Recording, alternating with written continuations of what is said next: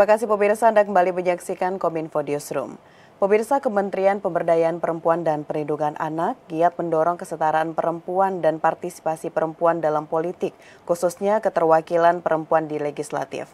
Partisipasi dan perwakilan perempuan di legislatif ini menjadi langkah penting terwujudnya komposisi adil dan inklusif di parlemen.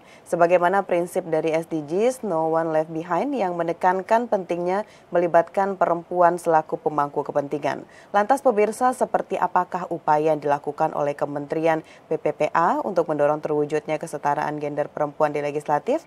Untuk membahasnya saat ini kita sudah terhubung bersama dengan Bapak Iip Ilham Firman selaku Asisten Deputi Pengarus Utamaan Gender Bidang Politik dan Hukum Kementerian PPPA. Assalamualaikum, selamat malam Pak Iip.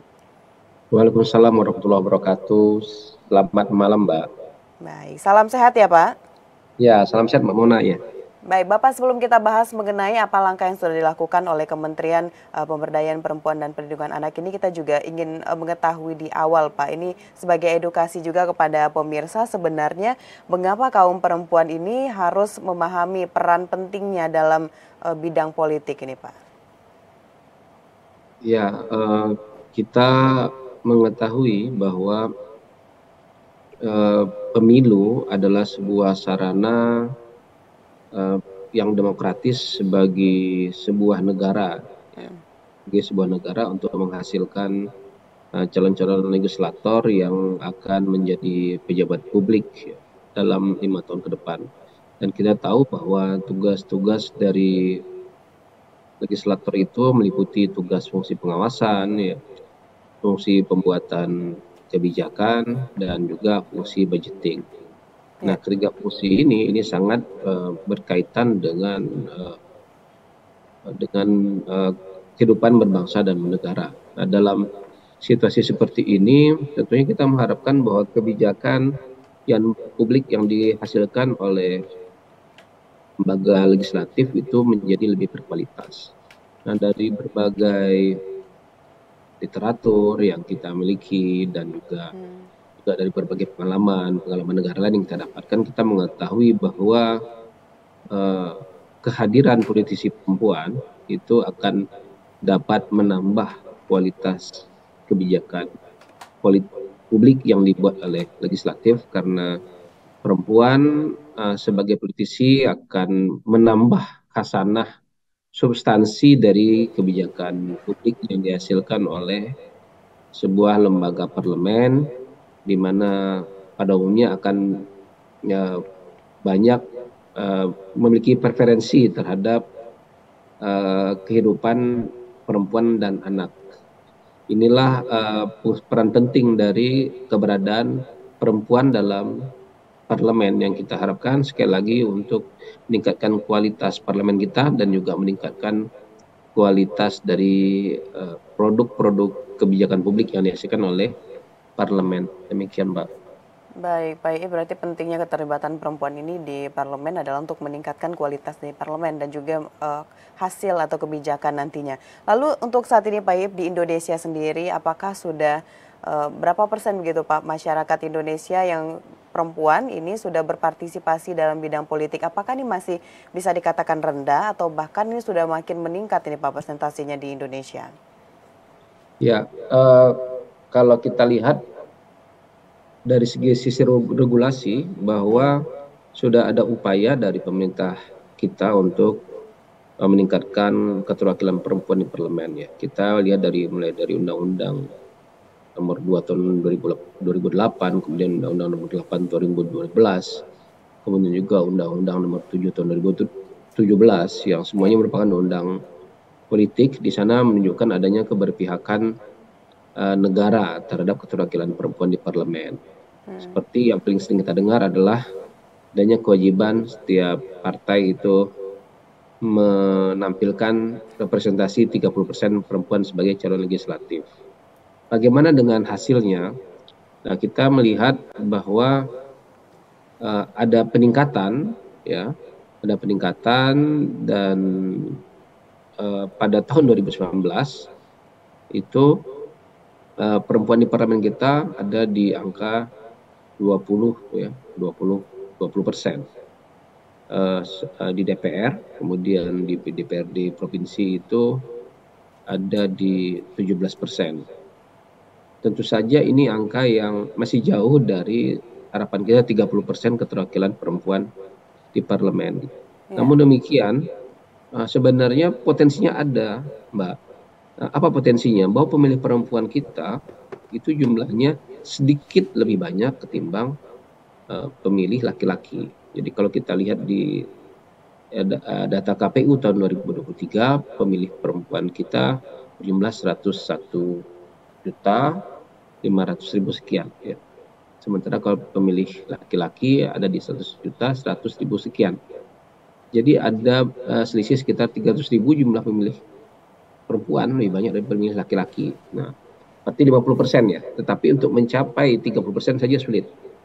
Nah, inilah tantangan-tantangan yang kita hadapi dalam bagaimana upaya kita yang harus kita lakukan saat ini agar bisa menggerek, bisa dapat meningkatkan keterwakilan perempuan kita di parlemen, baik itu di DPR, di DPD, di DPRD provinsi, dan DPRD kabupaten kota. Tentunya harapan kita bukan hanya kita meningkatkan keterwakilan perempuan di parlemen dari segi kuantitas saja, tetapi juga bagaimana kita mengharapkan calon legislatif perempuan yang terpilih nantinya juga memang berkualitas untuk membantu mewujudkan parlemen yang lebih baik.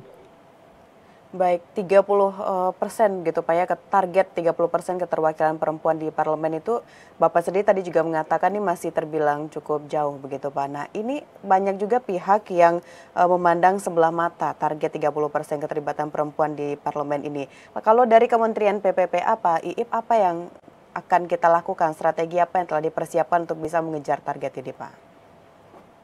Ya, memang ada hambatan-hambatan yang cukup fundamental yang dihadapi oleh kita ya, negara kita dalam meningkatkan keterwakilan perempuan di parlemen. Beberapa hal diantaranya adalah budaya patriarki ya, yang masih menempel ketat di dalam pemikiran masyarakat kita, dan itu sudah berakar Mbak sejak berabad-abad yang lalu, di mana perempuan dijauhkan perannya dari kehidupan politik ya. Dianggap Ya. bahwa politik itu dunia yang keras, yang kejam, dan perempuan tidak perlu bercampur di sana. Itu cukuplah dunia laki-laki. Jadi ada budaya patriarki di situ. Selain itu juga kita melihat adanya perempuan sendiri juga masih terbatas minatnya terhadap dunia politik. Kemudian juga kita melihat ada juga resistensi dari pihak partai politik dalam merekrut perempuan. Kita ada sistem zipper system, ya, di mana setiap 3 nomor urut 1, 2, 3 harus ada perempuannya. Tetapi dalam pelaksanaannya kita melihat seperti di daerah khususnya, itu jadinya menjadi sebuah syarat administratif bagi partai politik, ya, bagi sebagian partai politik, sehingga rekrutmennya tidak berdasarkan kaderisasi, tetapi dilakukan secara instan. Yang penting lengkap administrasinya, ada calon perempuannya, sehingga perempuan yang duduk dalam posisi caleg tersebut tidak menarik ya secara politik bagi masyarakat, karena masyarakat melihat bahwa mereka tidak memiliki berbagai persyaratan untuk layak dipilih. Ini persoalan kita, dan persoalan yang paling besar lagi adalah bahwa kita mengenal Mbak, politik kita ini menganut high cost politics, politik biaya tinggi. Disinilah persoalan, menurut kami itu persoalan terbesarnya di situ ya, bahwa untuk bisa menjadi caleg yang terpilih itu butuh dana yang tidak sedikit. Dananya minimal saja ya penyediaan alat peraga kampanye, dana mobilisasi untuk melakukan kampanye, merawat konstituen dan sebagainya. Belum lagi jika kita sampai pada pembicaraan politik transaksional dan sebagainya. Nah, inilah sebuah hambatan yang fundamental menurut kami yang dapat membatasi keterlibatan perempuan di parlemen. Apa yang dilakukan oleh Kementerian Perempuan dan Perlindungan Anak? Tentu saja sekarang di tahap ini kita berusaha dengan segala upaya menggugah kesadaran dari para pemilih kita, baik pemilih laki-laki maupun pemilih perempuan, untuk sama-sama mendukung caleg-caleg perempuan yang berkualitas ya untuk duduk di parlemen. Kita yakin dan percaya masih ada ya caleg-caleg perempuan kita yang berkualitas yang dimana kita bisa menitipkan suara kita kepada mereka.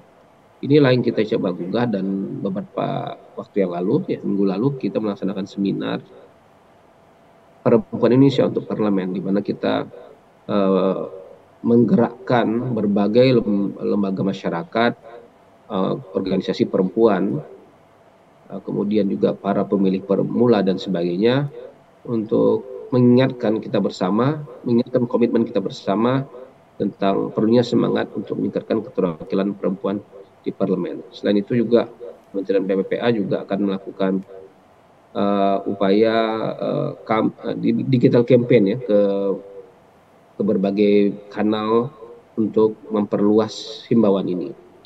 Dan ini baru kepentingan atau upaya dalam jangka pendek. Dan untuk jangka menengahnya nanti pasca pemilu 2024 ini, tentunya kita perlu memikirkan bagaimana support negara terhadap caleg-caleg perempuan ini, terutama kaitannya dengan high cost politics yang mereka hadapi. Bisa saja seorang perempuan itu popularitasnya tinggi, elektabilitasnya mungkin tinggi, tetapi kemampuan finansialnya yang tidak mumpuni, sehingga menyebabkan yang bersangkutan gagal untuk sampai ke parlemen. Nah, ini tentu saja juga kondisi yang kita sayangkan, yang juga akan merugikan parlemen itu sendiri. Karena itu kami akan memikirkan bagaimana caranya negara juga perlu peduli dengan kondisi seperti ini. Perempuan juga perlu disupport untuk bisa sampai ke parlemen. Kalau negara bisa memberikan bantuan kepada partai politik, mungkin ada item-item di mana negara juga bisa membantu perempuan untuk bisa ikut serta sebagai kontestan dalam pemilu. Itu diantaranya yang akan kita lakukan. Terima kasih.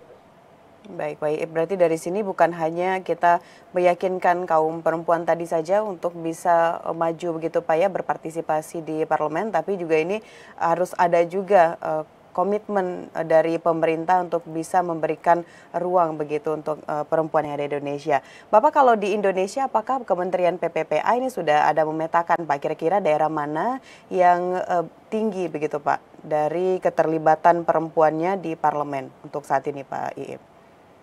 Iya Mbak Mona, keterwakilan perempuan yang tinggi di parlemen itu kami mencatat diantaranya itu adalah di Maluku Utara, di Bengkulu, dan Sulawesi Utara.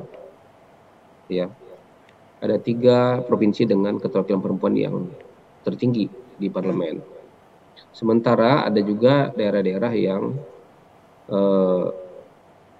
tidak ada dapilnya yang caleg perempuan yang lolos ke parlemen, seperti di Provinsi Kepulauan Riau misalnya. Kemudian di Provinsi Riau, Provinsi Bali, Provinsi Kalimantan Selatan, Provinsi Kalimantan Utara, dan Provinsi Papua Barat. Jadi ada 6 provinsi. Serta ada 19 dapil yang tidak ada caleg perempuannya yang terpilih di jajaran DPR RI. Seperti di dapil-dapil di Aceh, Riau, Babel, Kepri, Lampung, DKI Jakarta juga ada, Jateng, Jatim, Bali, NTB, Kaltembal, Kalsel, Kaltara, dan Papua Barat. Jadi masih ada disparitas antara provinsi yang memiliki caleg terpilih dan yang masih belum bisa mewakili satu pun calegnya ke parlemen.